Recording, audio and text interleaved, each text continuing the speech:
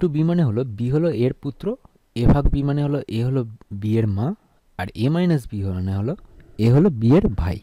এখন পি ভাগ Q minus আর গুণ এস দ্বারা কোন সম্পর্ক প্রকাশিত হয় সেটা বের করতে হবে।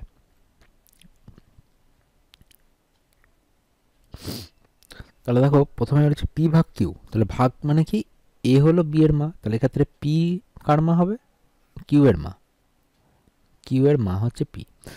এরপর বলছে কিউ মাইনাস আর, তাহলে মাইনাস বোঝালে কি হবে, কিউ হবে আর এর ভাই, সেই কোড অনুযায়ী কি হবে আর এর ভাই, আর এর ভাই। এবার হচ্ছে আর ইন্টু এস,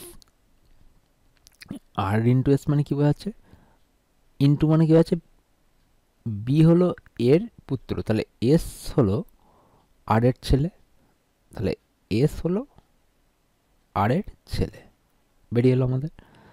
এবার জানতে হয়েছে যে